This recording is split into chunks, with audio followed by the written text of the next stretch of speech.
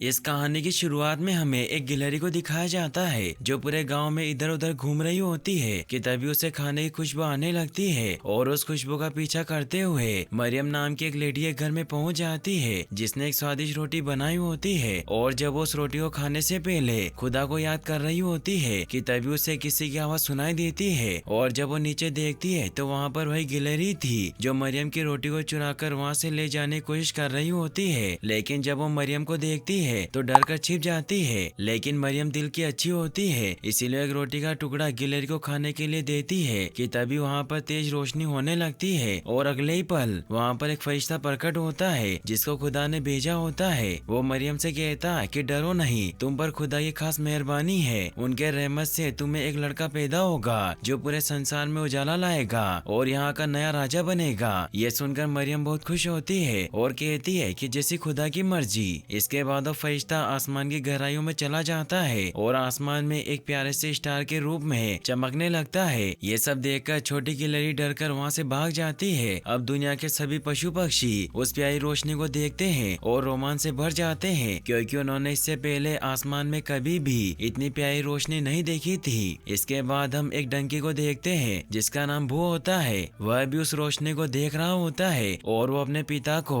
उस प्यारी सी रोशनी के बारे में बताता है। लेकिन उसके पिता उसे कहते हैं कि तुम्हारी जिंदगी अब यहीं पर गुजरने वाली है और तुम कभी भी यहाँ से बाहर नहीं जा पाओगे। इस पर वो कहता है कि मुझे नहीं लगता क्योंकि चीजें बदल रही है और उस प्यारी रोशनी का जरूर कुछ मतलब होगा। अगले सीन में हम सुबह का समय देखते हैं जहाँ पर वो अब भी अपने पिता के साथ अनाज पीसने का काम कर रहा होता है। तभी वहाँ पर उसका दोस्त डेव आ जाता है जो एक कबूतर होता है। वो डेव से मिलकर बहुत खुश होता है। अब डेव अनाज खाने के बाद वो को पूरे शहर का हालचाल बताने लगता है कि आज शहर में क्या क्या हुआ और वो को ये भी बताता है कि आज शहर से शाही सवारी गुजरने वाली है। ये सुनकर बू बहुत खुश होता है क्योंकि उसका हमेशा से सपना होता है कि वो शाही सवारी का हिस्सा बने और वो इमेजिन करने लगता है कि वो शाही सवारी के साथ पूरी दुनिया घूम रहा है और दुनिया के सभी जानवर उसे देखकर बू चिल्ला रहे हैं। लेकिन तभी बू के पिता उसे टोकते हुए कहते हैं कि शाही सवारी में एक गधा कभी नहीं हो सकता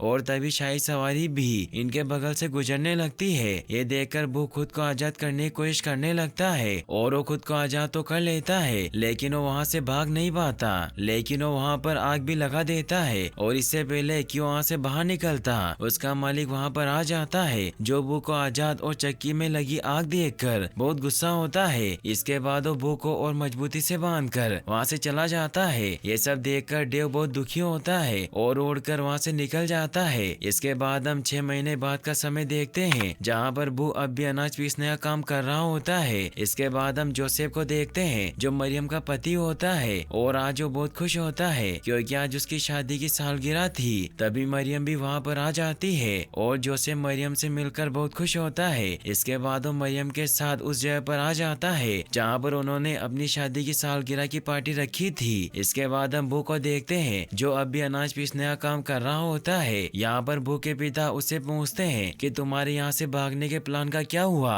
इस पर बू कहता है कि मैं अब यहाँ से कहीं नहीं जाने वाला, अब मैं मरते दम तक यहीं पर रहूंगा। इस पर बू के पिता बोलते हैं कि हम अनाज पीसने वाले गधे हैं और हम कभी भी अपनी पीठ पर राजाओं को नहीं बिठा सकते। ये सुनकर बू कहता है कि हाँ आप सही बोल रहे हैं, काश मैं आपकी बात पहले ही मान लेता।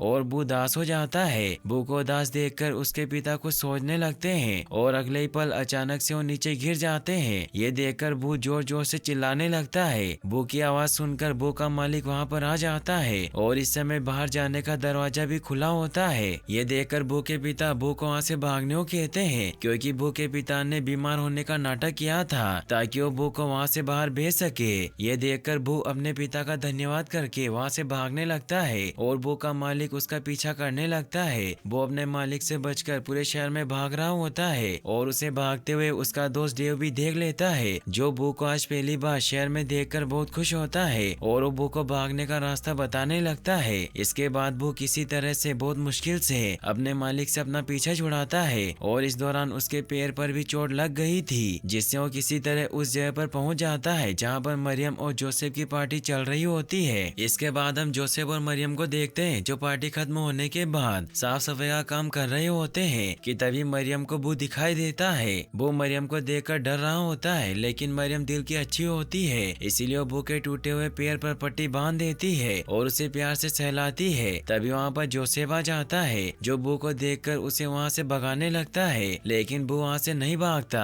इस पर मरियम जोसेफ से बू को यहीं पर रहने के लिए कहती है। ये सुनकर जोसेफ मरियम की बात मान लेता है कि तभी उसकी नजर मरियम के पेट पर जाती है और उसे पहली दफा पता चलता है कि मरियम गर्भवती है। इसके बाद मरियम जोसेफ को पूरी बात बताने के लिए ऊपर ले जाती है और उसे सारी बातें बता देती है कि किस प्रकार एक खुदा का फरिश्ता मेरे पास आया, जिसने मुझसे कहा कि तुम पर खुदा की खास मेहरबानी है और तुम्हें उनकी रहमत से एक लड़का पैदा होगा जो पूरे संसार में उजाला लेकर आएगा। मरियम की बात सुनकर जोसेफ थोड़ा कंफ्यूज हो जाता है और उसे लगता है कि मरियम के पेट में उसका बेटा नहीं बल्कि खुदा का बेटा है, इसीलिए इस बात को एक्सेप्ट करने के लिए मरियम से थोड़ा समय मांगता है। इसके बाद हम बू को देखते हैं जो मरियम के घर से भागने की कोशिश कर रहा होता है कि तभी वहाँ पर बू का दोस्त डेव आ जाता है, जो बू को जब तक उसके पेट ठीक न हो जाए तब तक यहीं पर रुकने की सलाह देता है ताकि वो ठीक होकर शाही सवारी में शामिल होने के सपने को पूरा कर पाए। बू को डेव की बात बहुत पसंद आती है और वो तब तक मरियम के घर पर रुकने के लिए राजी हो जाता है जब तक कि उसका पेट ठीक न हो जाए। उधर हम जोसेफ को देखते हैं जो बहुत सोच विचार करने के बाद आखिरकार मरियम के बेटे को अपनाने के लिए राजी हो जाता है। वहीं दूर रेगिस्तान में हम 3 जादूगरों को देखते हैं जो अपने अपने ऊंट पर सवार होकर उस जादुई बच्चे को तोहफा देने के लिए आ रहे होते हैं जो पैदा होने वाला है। दरअसल इन जादूगरों को उस जादुई बच्चे के बारे में पहले ही पता चल गया था।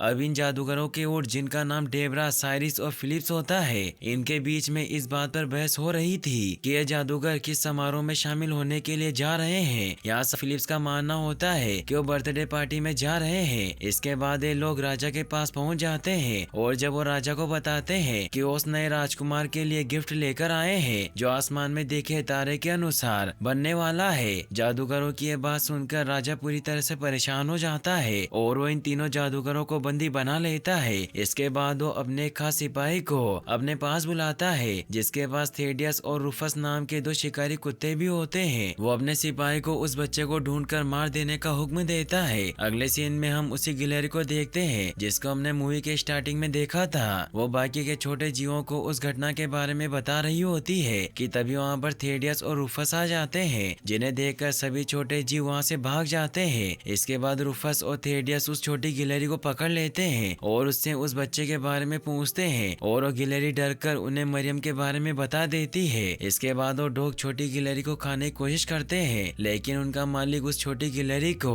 उनसे बचा लेता है और उसे वहीं पर फेंककर अपने डॉग्स के साथ मरियम की तरफ निकल पड़ता है। अगले सीन में हम मरियम को देखते हैं जो बू को सलाह रही होती है कि तभी जोसेफ उससे कहता है कि इसे ऐसे ही रोक कर रखो। दरअसल जोसेफ और मरियम किसी काम से बेथलम सिटी जा रहे होते हैं, इसीलिए जोसेफ बू को गाड़ी से जोड़ना चाहता है ताकि ये उस गाड़ी पर बैठकर बेथलम सिटी जा सके। लेकिन बू गाड़ी के साथ जुड़ने के लिए बिल्कुल तैयार नहीं होता क्योंकि उसके दोस्त डेव ने उसे बता दिया था कि अगर वो इनके साथ बेथलम सिटी गया तो शाही सवारी में शामिल नहीं हो पाएगा। बू को जिद करता देख मरियम जोसेफ से बोलती है कि इसे जाने दो, हम पैदल ही चले जाएंगे। इसके बाद वो दोनों गेट बंद करके वहाँ से पैदल ही बेथलम सिटी की तरफ निकल जाते हैं और वो घर में ही फंस जाता है। इसके बाद हम नकापोश को देखते हैं जो अपने दोस्त के साथ शहर में आ गया होता है और लोगों से मरियम के बारे में पूछते हुए मरियम के घर तक पहुँच जाता है, जहाँ पर उससे मरियम नहीं मिलती। लेकिन नकापोश के डॉग बू को देख लेते हैं और उससे मरियम के बारे में पूछने लगते हैं, लेकिन बू समझ जाता है कि लोग मरियम को नुकसान पहुंचाना चाहते हैं, इसीलिए इन लोगों को मरियम के बारे में कुछ नहीं बताता। लेकिन नकापोश के डॉग बू के पैर में बंधे कपड़े को देख लेते हैं और उस कपड़े की गंध का पीछा करते हुए मरियम की तरफ निकल पड़ते हैं। बू इन लोगों को मरियम के पीछे जाता देखकर परेशान हो जाता है और अपने दोस्त डेव के साथ मरियम को बचाने के लिए निकल पड़ता है। लेकिन हम देखते हैं कि नकापोश के डॉग वहाँ से कहीं नहीं गए होते। दरअसल ये इन डॉग्स का प्लान होता है और अब वो बू का पीछा करना शुरू कर देते हैं। दूसरी तरफ हम बू को देखते हैं जो डेव के साथ लगातार आगे बढ़ रहा होता है। डेव बू को मरियम तक जल्द पहुंचाने के लिए उसे छोड़कर रास्ते से ले जाता है और कुछ समय बाद वो एक गहरी खाई के पास पहुंच जाता है। इस गहरी खाई को देखकर बू पूरी तरह से डर जाता है, लेकिन डेव के समझाने पर वो खाई में उतरने के लिए तैयार हो जाता है और बहुत मुश्किल से किसी तरह नीचे उतरता है। यहाँ पर बू एक रुथल नाम के भेड़ से मिलता है जो बू को बताता है कि उस शाइनिंग स्टार का पीछा करते हुए बेथलम सिटी तक पहुँचना चाहती है, क्योंकि उसे पता होता है कि एक मैजिकल बेबी का जन्म होने वाला है जो आगे चलकर बेदलम का राजा बनेगा। इसके बाद वो बू को खाई से नीचे उतरने में मदद भी करती है। अब बू रुथल और डेव के साथ बेदलम सिटी की तरफ निकल पड़ता है और हम देखते हैं कि नकाबपोश भी ऊपर से इनको जाते हुए देख रहा होता है। अगले सीन में हम तीनों ऊँटों को देखते हैं जो किसी तरह से छुपते हुए राज दरबार में पहुंच जाते हैं, जहां पर इन्हें पता चलता है कि राजा को अभी तक मैजिकल बेबी के बारे में कुछ भी पता नहीं चला है, जिस बात से वो अपने मंत्री पर बहुत गुस्सा होता है। इसके बाद वो तीनों जादूगरों को आजाद कर देता है और कहता है कि जाओ अपने होने वाले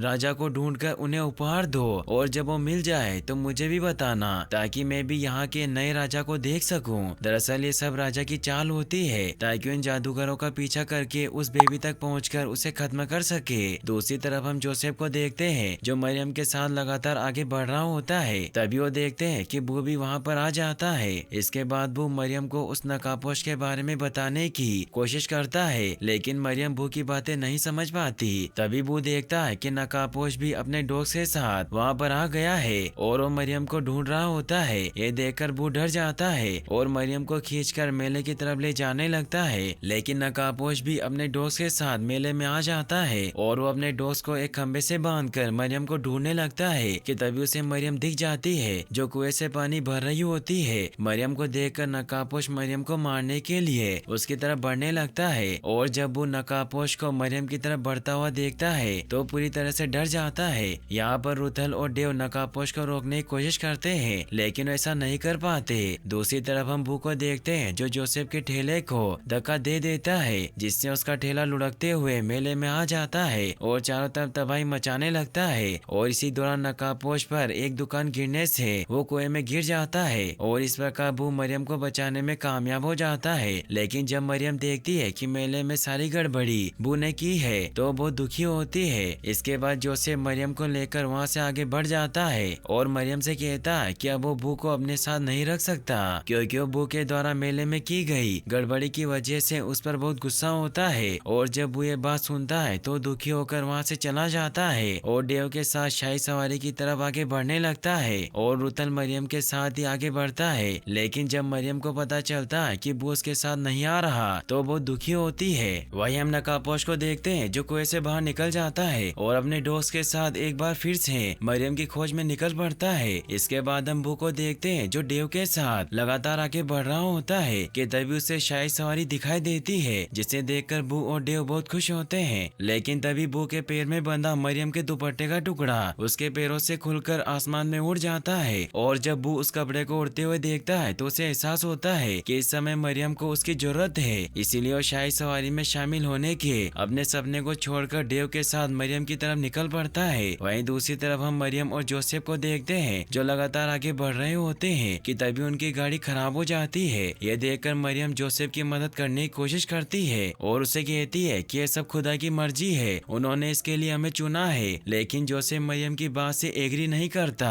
और वो मरियम से कहता कि खुदा ने इसके लिए हमें क्यों चुना, हम खुदा के बेटे का भार क्यों उठाए। जोसेफ की बातें सुनकर मरियम बहुत दुखी होती है और वहाँ से अकेले ही निकल जाती है। मरियम को जाता देख जोसेफ को अपनी गलती का एहसास होता है, लेकिन तभी बू भी वहाँ पर आ जाता है जो जोसेफ को धक्का मारकर मरियम से माफी मांगने को कहता है। इसके बाद जोसेफ ऐसा ही करता है और वो मरियम से माफी मांगने के लिए उसके पास जाता है और मरियम भी जोसेफ को माफ कर देती है। और जब मरियम बू को देखती है तो बहुत खुश होती है क्योंकि अब जोसेफ की ट्रॉली खराब हो गई थी, इसीलिए बू मरियम को अपने ऊपर बिठा लेता है और इसके बाद ये सब बेथलेहम की तरफ निकल पड़ते हैं। वही हम नकाबपोश को देखते हैं जिसको मरियम के दुपट्टे का टुकड़ा मिलता है, जिसका पीछा करते हुए वो भी मरियम के पीछे पीछे बेथलेहम की तरफ आगे बढ़ने लगता है। वहीं दूसरी तरफ वो तीनों जादूगर भी अपने अपने ऊँटों पर सवार होकर बेथलेहम की तरफ आ रहे होते हैं। अगले सीन में हम मरियम और जोसेफ को देखते हैं जो बू और बाकी जानवरों के साथ बेथलेहम सिटी पहुंच जाते हैं और वो बू पर अपना सारा सामान लाद कर रुकने के लिए मरियम के साथ एक सराय के भीतर चले जाते हैं और बू को बाहर रुककर इंतजार करने को कहते हैं। लेकिन उनके जाते ही वहाँ पर बू का पुराना मालिक आ जाता है जो बू को पकड़कर अपने साथ ले जाता है। और जब जोसेफ सराय में रुकने के लिए सराय के मालिक को पैसे देने के लिए बाहर अपने सामान के पास आता है तो उसे पता चलता है कि बू वहाँ पर नहीं होता और अब मरियम की हालत भी बिगड़ना शुरू हो जाती है। ये सब देखकर जोसेफ परेशान हो जाता है। इसके बाद हम डेव और रुथल को देखते हैं जो बू को बचाने के लिए वहाँ से निकल पड़ते हैं। और अब नकाबपोश भी अपने दोस्त के साथ बेथलम सिटी में आ गया था, जो चारों तरफ मरियम को ढूंढ रहा होता है। वहीं दूसरी तरफ जोसेफ के पास पैसे न होने की वजह से उन्हें कोई भी अपने घर में रुकने की जगह नहीं दे रहा था, जिससे वो बहुत दुखी होते हैं। और अब तीनों जादूगर भी अपने ऊँटों के साथ बेथलम में आ गए होते हैं। इसके बाद हम बू को देखते हैं, जिसको उसका मालिक फिर से उसी जगह बंद कर देता है जहाँ पर वो पहले काम किया करता था। लेकिन बू को यहाँ पर कुछ नए जानवर मिलते हैं, जो बू को बताते हैं कि जब से तेज रोशनी यहाँ पर पड़ रही है वो सो नहीं पा रहे हैं। और जब बू उस तेज रोशनी को देखता है तो पूरी तरह से हैरान हो जाता है, क्योंकि ये रोशनी उसी तारे से आ रही होती है जिसको बू ने आसमान में देखा था। और अब बू समझ जाता है कि ये वही जगह है जहाँ पर मैजिकल बेबी का जन्म होगा। इसके बाद वो किसी तरह उन जानवरों की मदद से वहाँ से निकल जाता है और पूरे शहर में मरियम को ढूंढने लगता है। और कुछ समय बाद उसे डेव और रुथल भी मिल जाते हैं, जिनको वो मदद लाने के लिए भेजकर खुद मरियम को ढूंढने के लिए निकल पड़ता है। वहीं दूसरी तरफ हम नकाबपोश को देखते हैं, जो लगातार लोगों से मरियम के बारे में पूछ रहा होता है। अब डेव उड़ते उड़ते तीनों जादूगरों के ऊँटों से टकरा जाता है और रुथल मदद ढूंढते ढूंढते अपने झुंड के पास पहुंच जाता है और उन्हें अपने साथ चलने को कहता है। लेकिन कोई भी उसकी बातों पर ध्यान नहीं दे रहा होता, क्योंकि रुथल ने अपना झुंड छोड़ दिया था। इस बात पर गुस्सा होकर रुथल जोर से अपने पैर को जमीन पर पटकता है और तभी वहाँ पर तेज रोशनी होना शुरू हो जाती है। इसके बाद वहाँ पर वही फरिश्ता प्रकट होता है जिसने मरियम तक खुदा का संदेश पहुँचाया था। वो सभी भेड़ों को रुथल की मदद करने को कहता है। इसके बाद सभी भेड़ रुथल की मदद करने के लिए राजी हो जाते हैं। दूसरी तरफ हम जोसेफ और मरियम को देखते हैं, जिनके पास पैसे न होने की वजह से कोई भी उन्हें अपने घर में जगह नहीं दे रहा होता।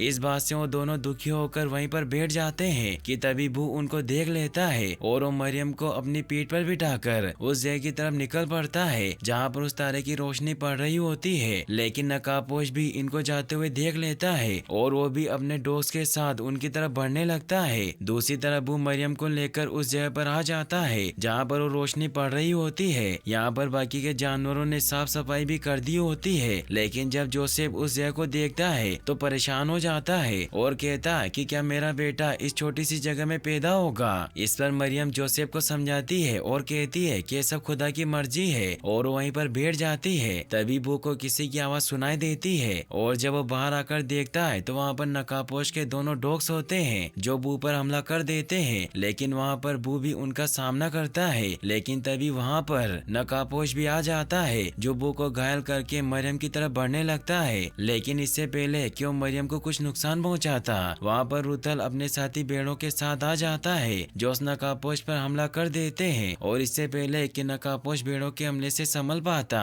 वहाँ पर डेव भी उन तीन ऊँटों के साथ आ जाता है जो आते ही नकाबपोश पर हमला कर देते हैं और उसे उसके दोस्त के साथ एक चट्टान से लटका देते हैं। वो जब उन्हें लटका हुआ देखता है तो उसे इन पर तरस आ जाता है और उनकी मदद करने की कोशिश करने लगता है कि तभी इनको एक बच्चे के रोने की आवाज सुनाई देती है और ये समझ जाते हैं कि अब मैजिकल बेबी का जन्म हो चुका है। यह देखकर नकाबपोश गुस्से में आ जाता है और खुद को बचाने के लिए अपने दोस्त को नीचे खाई में फेंक देता है। ये देखकर भू उन्हें बचाने के लिए उनके साथ ही कूद जाता है। वहीं दूसरी तरफ नकाबपोश अपनी तलवार की मदद से बाहर निकलने की कोशिश करता है, लेकिन ऐसा करने में फेल हो जाता है और गहरी खाई में गिरकर मारा जाता है। वहीं हम भू को देखते हैं जो अपनी बहादुरी और अपने दोस्तों की मदद से किसी तरह दोनों दोस्त को बचाने में कामयाब हो जाता है। अब दोस्त को भी अपनी गलती का एहसास होता है कि वो गलत आदमी का साथ दे रहे थे। इसके बाद सभी जानवर भू के साथ मैजिकल बेबी के पास आ जाते हैं। सभी उसे देखकर बहुत खुश होते हैं। तभी वहाँ पर वो दोनों डॉग्स भी मैजिकल बेबी को देखने के लिए आ जाते हैं, लेकिन सभी जानवर उनको मैजिकल बेबी को देखने से रोक देते हैं क्योंकि उन्होंने मैजिकल बेबी को मारने की कोशिश की थी। लेकिन भू उन्हें मैजिकल बेबी को देखने देता है और वो दोनों मैजिकल बेबी को देखकर बहुत खुश होते हैं। इसके बाद वो दोनों अच्छे डॉगी बनने की कसम खाते हैं। कुछ देर बाद वहाँ पर तीनों जादूगर भी आ जाते हैं जो अपने होने वाले राजा को देखकर बहुत खुश होते हैं और उनको उपहार देकर उनके सम्मान में अपना सिर झुकाते हैं। इसके बाद वहाँ पर मौजूद सभी जानवर भी अपने होने वाले राजा के लिए सिर झुकाते हैं और यहीं पर इस मूवी की हैप्पी एंडिंग हो जाती है। और गाइस, आपको ये वीडियो कैसी लगी मुझे कमेंट बॉक्स में जरूर बताएं और इस वीडियो को लाइक और चैनल को सब्सक्राइब करने के लिए आपका तहे दिल से शुक्रिया। Thanks for watching.